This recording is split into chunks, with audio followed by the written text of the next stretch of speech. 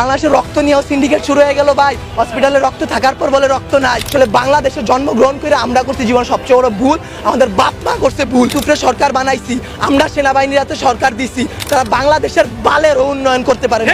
তারা 36 দিন পর তারা এনসিপি গঠন করে। চুলায় অভিশপ্ত না, অভিশপ্ত বাংলাদেশের রাজনীতি। রাতের বেলা লাশ গুম কইরেন না। মৃত সাগর বানাই দিতে আল্লাহ 2 মিনিট ভাবে নাই। ফেরাউন্ডে পানিতে ভাসাই দিতে আল্লাহ 2 মিনিট ভাবে নাই।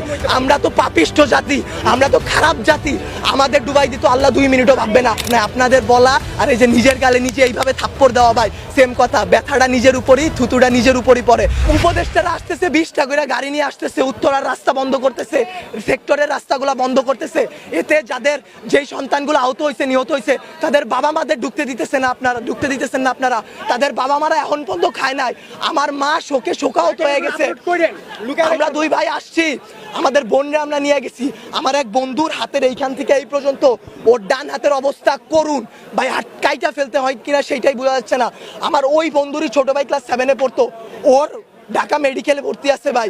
কি করব বলেন? আপনারা যে নিউজ নিতেছেন ভাই, মিনিমাম মারা গেছে 150 থেকে 200-র উপরে। আপনারা নিউজ দিতেছেন এইখানে 10 জন, ওইখানে 1 জন, এইখানে 2 জন। আসলে ভাই বলতে গেলে কি, আমরা উপদেষ্টা আনাইছি, আমরা ইউসুফরে সরকার বানাইছি, আমরা সেনাবাহিনীর হাতে সরকার দিছি।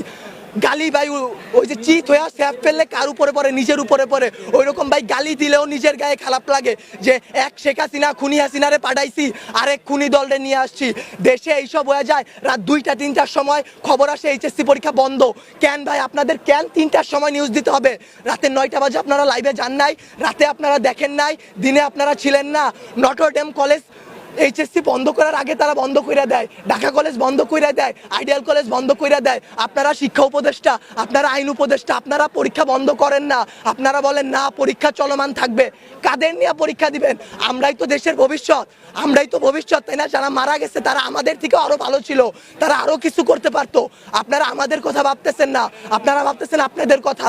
আপনাদের এইসব বলা আমার গলাটা ভাঙা ফেলা ভাই, 2টা সেম কাজ। তার কারণ কি, আপনারা কোনো নিউজই দিবেন না, সব কাটকুট করে ফেলবেন আপনারা। যদি ভাই আপনারাও ভাই কোরআনকে সাক্ষী রেখে, আপনারাও মুসলমান, আপনাদেরও ধর্ম আছে, মুসলমান না হইলে আপনারা আপনাদের আল্লাহর উপর ভরসা করুন। আল্লাহ ছাড় দেয়, ছাইরা দিবে না। আজকে যেই বাচ্চাগুলো মারা গেছে তাদের বাপ মারা এখনো খায় নাই, তারা ভবিষ্যতে কোন দিন খাইতে পারবে তারা জানে না। তাদের অভিশাপ যদি ভাই আপনাদের উপর লাগে, সাংবাদিক সমিতি কেন, সম্পূর্ণ বাংলাদেশ লইরা উঠবে। আল্লাহর বিচার আপনারা দেখছেন। মৃত সাগর বানাই দিতে আল্লাহ 2 মিনিট ভাবে নাই। ফেরাউন্ডে পানিতে ভাসাই দিতে আল্লাহ 2 মিনিট ভাবে নাই। আমরা তো পাপিষ্ঠ জাতি, আমরা তো খারাপ জাতি, আমাদের ডুবাই দিত আল্লাহ 2 মিনিটও ভাববে না।